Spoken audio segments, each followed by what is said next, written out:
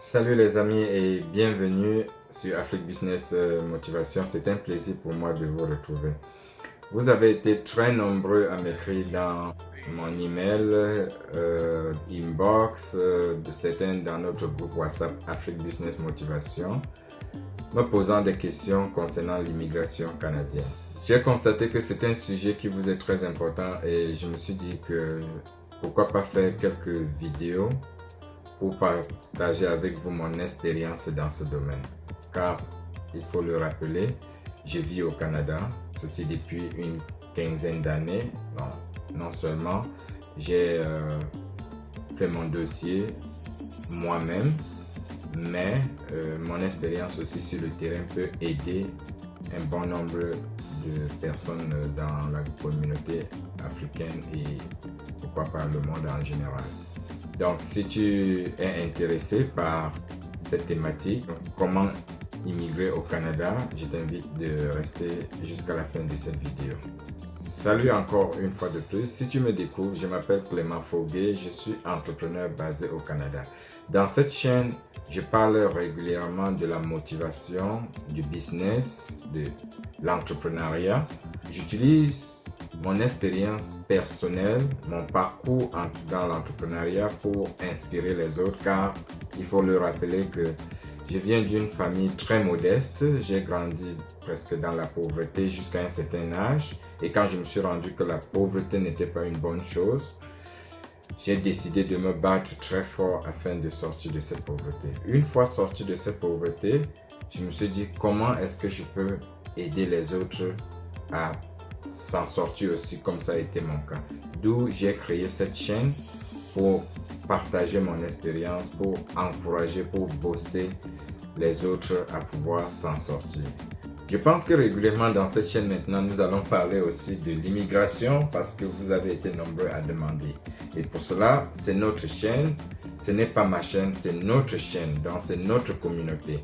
Quel que soit ce que vous pensez qu'on peut partager dans cette communauté, pourvu que ça respecte la légalité, l'éthique, le respect des uns et des autres, moi ça ne me dérange pas de partager cette thématique avec vous. Encore plus que j'ai une très bonne connaissance en immigration canadienne. Donc c'est un plaisir pour moi de partager cette connaissance, cette expérience avec vous. Comme je vous le disais au départ de cette vidéo, vous avez été très nombreux à m'écrire. Ceci pour le sujet comment immigrer au Canada. Donc c'est de ça que moi je vais parler aujourd'hui. Je prends l'expérience dans mon histoire personnelle. Je suis au Canada depuis une quinzaine d'années, mais avant d'être au Canada, j'ai été informé de l'immigration au Canada, je pense que ça doit être entre 2005 et 2006. Et j'ai pris la décision de composer mon dossier moi-même afin d'immigrer au Canada. Ça m'a pris tellement de temps, rien que pour savoir dans quelle catégorie je devais immigrer, ça m'a pris presque 3 mois. Parce qu'il faut dire que bon, c'est pas un homme qui a un master en ingénierie ou en littérature ou je sais pas en quoi qui vous parle, non. Je suis un autodidacte qui s'est forgé sur le terrain, qui se bat au quotidien dans des formations pour forger sa personnalité. Donc voilà pourquoi ça pouvait me prendre tant de temps pour m'en sortir. Mais je suis content, pourquoi? Parce que à travers cette histoire, je me suis forgé, j'ai composé le dossier de ma famille. À l'époque, mon épouse, mes 2 enfants et moi-même. Et j'ai eu 4 visas à partir du Cameroun, d'où je suis originaire. Donc, j'ai eu vraiment de l'expérience avec cela. À partir de ce moment, j'ai partagé mes connaissances avec tellement de personnes, tellement même avant cette chaîne, tellement de personnes. Je me suis forgé au jour le jour pour avoir des très grandes connaissances. Ce qui fait que même au niveau du Canada, j'ai des connaissances en matière de l'immigration. Je connais des consultants en immigration. Je partagerai avec vous le site et en même temps les adresses, les contacts des consultants en immigration au Canada, que si vous êtes intéressé, ils peuvent vous aider. Donc ça c'était un peu en bref pour dire pourquoi est-ce que je peux parler de l'immigration, parce que j'ai une certaine connaissance. Je ne dis pas que j'ai le monopole, je ne dis pas que je suis celui qui connaît tout en immigration canadienne, non, mais je peux avoir mon mot à dire, je peux aider quelques personnes à s'en sortir, à ne pas se faire arnaquer, parce que tellement on se fait arnaquer là dehors en ce qui concerne l'immigration que ça choque, ça choque. Et moi, ça me dérangerait vraiment de savoir que j'ai mes frères et mes sœurs là dehors qui sont en train de se faire arnaquer, ou encore qui sont en train de mourir dans le désert du Sahara, en Libye, d'aller mourir en mer, partout. Bon, chers amis, posez vos questions. Quand vous aurez suivi cette vidéo, posez vos questions, mettez les commentaires, beaucoup de commentaires. Vos commentaires et vos questions vont susciter les prochaines vidéos et je vous garantis, je vous promets vraiment que je ne manquerai pas de partager mes connaissances et mon expérience en matière d'immigration, parce que je sais que ça peut sauver des vies. Quand ça vient à sauver des vies, je suis vraiment touché. Donc, sachez que je serai là pour partager mes connaissances avec vous. Alors, pour entrer dans le vif du sujet, je vous disais tantôt que moi, ça m'avait pris 3 mois pour connaître la catégorie dans laquelle je devais immigrer. Parce que quand on entend immigrer au Canada, c'est très vague. C'est très vague. Tu te lèves, tu vas immigrer. Comment? Tu as besoin de savoir dans quelle catégorie tu dois immigrer. Donc cette vidéo doit être concentrée uniquement sur les différentes catégories dans lesquelles vous pouvez immigrer au Canada. Oui, au moins ça vous facilite déjà la tâche. Il y a plusieurs catégories. Je vais commencer par la première, celle dans laquelle moi j'ai immigré. Immigration économique fédérale. Ça, c'est une catégorie pour entrer au Canada. Pourquoi vous entendez fédéral? Parce que le Canada a 10 provinces et 3 territoires. Et à la tête de chaque province, il y a un premier ministre. Maintenant, au-dessus de tout le Canada, à la tête de tout le Canada, il y a un premier ministre qui forme un gouvernement fédéral. Et si on pouvait dire président du Canada, ça devrait être celui-là. Mais ici, nous avons plutôt un gouvernement fédéral. On parle de premier ministre et non président. Voilà pourquoi vous allez entendre fédéral. Et quand je vais sortir sur fédéral, je serai dans les provinces et les territoires. Ça, c'est cette catégorie.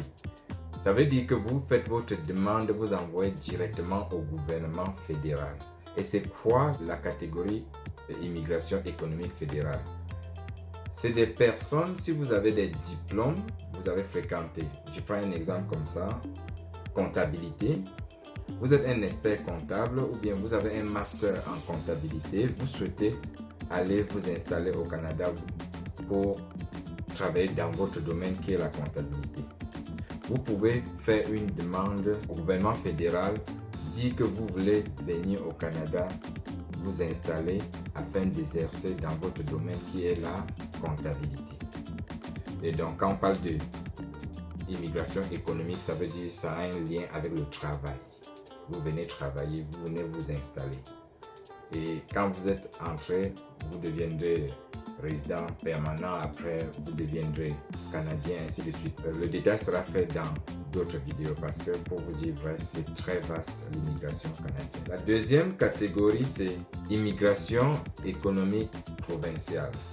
Dans l'immigration économique provinciale, on vous parle par exemple presque la même chose que vous avez fait au fédéral, mais vous adressez cette fois-ci plutôt au gouvernement provincial qui va étudier, si je prends l'exemple du départ, si vous êtes expert comptable, qui va étudier le terrain, son territoire, voir s'il a besoin des comptables sur le terrain. Là, il vous donne la possibilité, une sélection. Par exemple, au Québec, on vous donne un CSQ, certificat de sélection du Québec. Quand on vous donne ce certificat, ça veut dire que vous avez la possibilité maintenant de faire votre demande au niveau fédéral parce que, juste une parenthèse, quel que soit là où vous passez, pour entrer au Canada, c'est toujours le gouvernement fédéral qui doit vous donner le visa pour entrer. Je ferme la parenthèse. Maintenant, quand vous avez votre CSQ pour le Québec, comme partout, le CSQ, c'est ce qui vous dit que vous avez le droit de venir vivre au Québec. Vivre et travailler au Québec.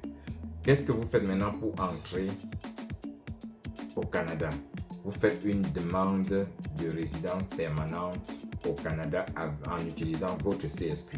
Et là, quand vous avez déjà votre CSQ, ça vous donne plus de chances pour avoir votre résidence. Je dirais que c'est presque 95% de chances pour avoir votre résidence permanente. C'est ça qui vous permet d'immigrer au Québec. Donc, voilà la catégorie provinciale. Et c'est un peu la même chose, le même processus dans les autres provinces ou territoires. C'est un peu la même chose. Oui, on va vous choisir en Alberta ou en Ontario ou au British Columbia. C'est la même chose. Donc, la prochaine catégorie, c'est le regroupement familial. Le regroupement familial veut dire, une fois que vous êtes au Canada, comme ça a été mon cas par exemple, seulement, je ne peux même pas prendre l'exemple sur moi parce que j'ai eu le visa pour toute ma famille étant au Canada. J'ai des frères qui sont venus entre-temps. Ils sont venus seuls et c'est sur place qu'ils ont fait appel à leurs femmes et enfants. Donc, c'est ça qu'on appelle le regroupement familial. Vous qui m'écoutez, j'ai déjà vu des cas, d'où je profite pour parler dans cette vidéo. Vous qui m'écoutez, j'ai déjà vu des personnes qui avaient des membres de famille au Canada, mais ils ne savaient pas que ces membres de famille pouvaient être un atout pour eux pour immigrer au Canada. D'où le regroupement familial peut vous aider. Si vous avez un frère au Canada, votre papa, votre maman, et que vous vous rendez compte qu'il est canadien, vous avez cette possibilité de faire des recherches et que finalement, il puisse vous aider à obtenir la résidence permanente. Donc, quand vous entendez regroupement familial, c'est un peu ça. Et ça peut se faire tant au fédéral que dans les provinces. Donc, c'est un peu partout. Alors, la prochaine catégorie, c'est quoi? C'est travailleurs temporaires. Les travailleurs temporaires, c'est ceux-là qui viennent travailler temporairement au Canada. Par exemple, vous pouvez être un chauffeur camion. Moi, j'exerce par exemple dans le domaine de transport au Canada. Une de mes entreprises au Canada, c'est dans le transport, dans la logistique. J'embauche souvent, il m'arrive d'embaucher des personnes à l'étranger, aux États-Unis, en Philippines, en Afrique, pour venir travailler dans mon entreprise temporairement. Et quand ils travaillent temporairement, ils ont la possibilité d'avoir leur résidence permanente à travers ce travail. Mais pour rester dans le cadre de la catégorie travail temporaire, c'est juste pour vous expliquer comment est-ce que on travaille temporairement au Canada. Donc c'est une catégorie. Ça veut dire vous pouvez être chauffeur camion. J'explique cela parce que c'est mon cas. Je connais bien comment ça fonctionne parce que j'engage des chauffeurs temporaires pour venir travailler au Canada pendant 2 ans et après ils peuvent chercher à être résident permanent.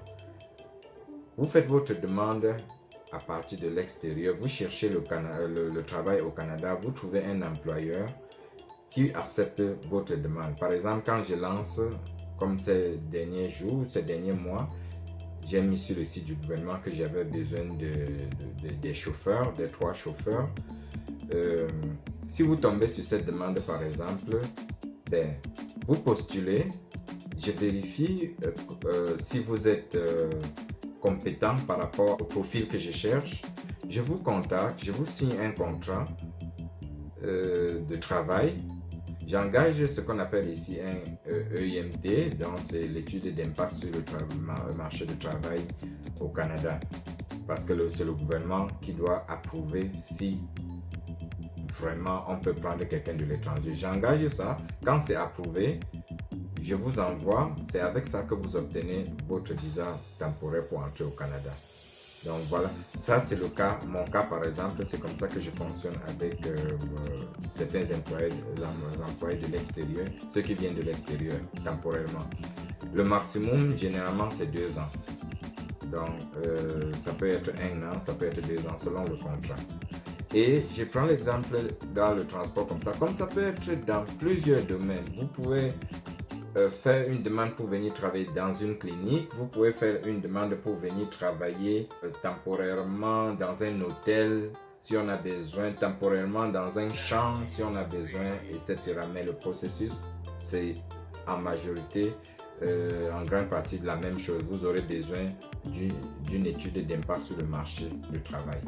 Oui, donc EIMT. So, c'est un peu ça pour la catégorie travailleurs temporaires. La prochaine catégorie, c'est comment étudier au Canada. Ça, c'est une autre catégorie, n'est-ce pas? Donc, qui vous permet de venir étudier au Canada. Et quand vous entrez au Canada, j'ouvre encore une parenthèse ici pour vous dire qu'une fois que vous allez entrer au Canada, vous avez beaucoup de possibilités pour changer votre statut. Vous pouvez venir comme visiteur et vous retrouver finalement étudiant. Vous retrouvez finalement en train de travailler. Vous retrouvez en train de devenir permanent résident. Vous retrouvez en train d'avoir la nationalité canadienne. Donc, tout dépend.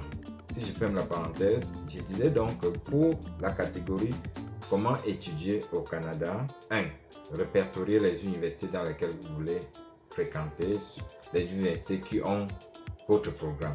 Quand vous répertoriez ça, vous faites une demande pour venir étudier dans cette université-là. Quand l'université accepte, c'est avec cette acceptation que vous composez votre dossier de demande de permis d'études. Parce que pour étudier au Canada, vous avez besoin d'un permis d'études. Donc, c'est avec cette acceptation que vous composez. Une fois que vous avez composé votre dossier, vous soumettez au gouvernement fédéral en tenant compte de tous les critères.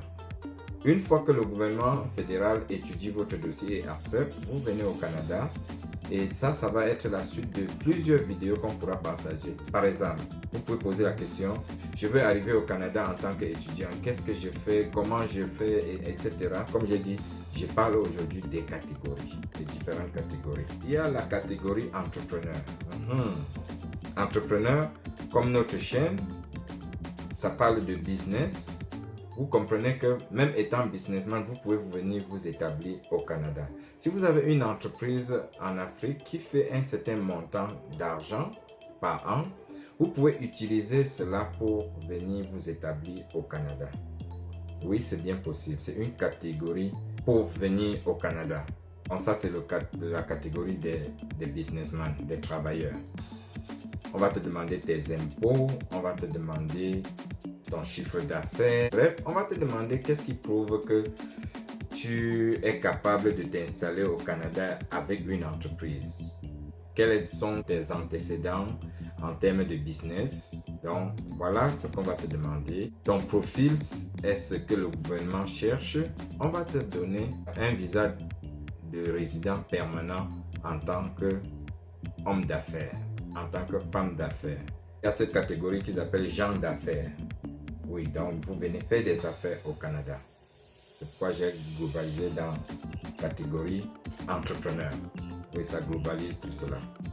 La prochaine catégorie, c'est visiteur. Oui, vous avez la possibilité de visiter le Canada. Vous pouvez demander un visa pour visiter le Canada. Juste venir voir comme ça, faire des prospections. Si ça vous intéresse pour y vivre, vous pouvez aller revenir, etc. Ou encore, comme je l'ai dit en parenthèse précédemment, vous arrivez sur le terrain. Si vous êtes intéressé, vous pouvez changer votre statut. Il y a cette possibilité. Surtout légalement, tout est légal. N'est-ce pas? C'est pas le back-back, c'est pas le derrière, non. Il y a les possibilités.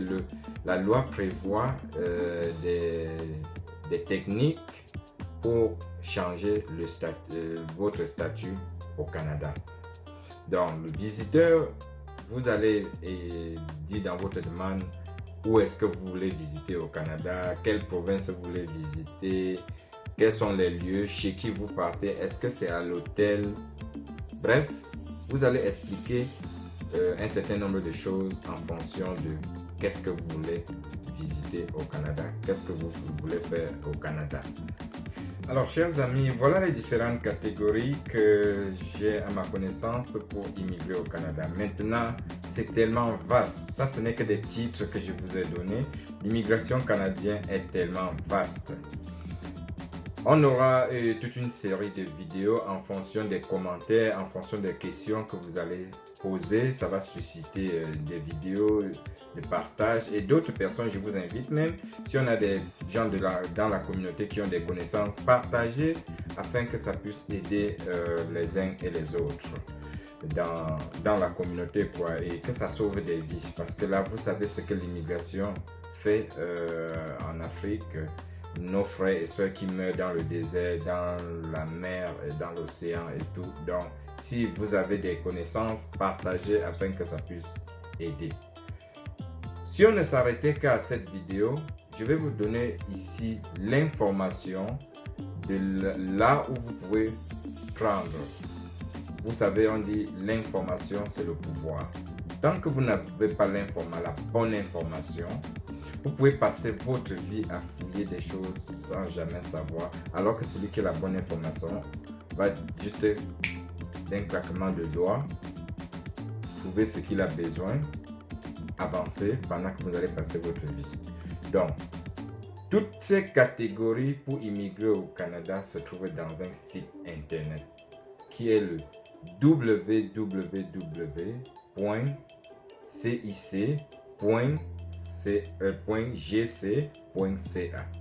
Je répète, www.cic.gc.ca. Ça, c'est le site du gouvernement qui regroupe toutes les informations, donc du gouvernement fédéral, qui regroupe toutes les informations concernant l'immigration canadienne. Donc, n'allez pas vous faire arnaquer, n'allez pas mourir en mer et pourtant vous avez peut-être ce qu'il faut pour immigrer légalement, juste parce que vous n'avez pas la bonne information.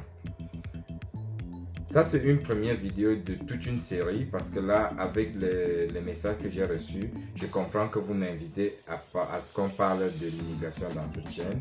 Et pour cela, à partir de cette vidéo, je vais accorder un certain nombre de temps aux vidéos en immigration. J'invite aussi tous les membres de la communauté, ceux qui ont une expérience en immigration, de partager afin qu'on puisse sauver les vies. Donc, vous savez déjà où prendre les informations. Qu'est-ce qui va susciter les prochaines vidéos? Ça va être vos commentaires, vos questions. Réagissez, il faut interagir par rapport à cette vidéo afin que nous puissions développer des prochaines vidéos. L'immigration canadienne est tellement vaste. Même si on prend 30 heures de vidéo, ça ne pourra pas suffire. Non. Donc, on ne peut débattre qu'en fonction d'un sujet que vous avez mis dans les commentaires ou dans l'email ou dans notre groupe WhatsApp. Et je vous invite aussi à vous adhérer à notre groupe WhatsApp Afrique Business Motivation.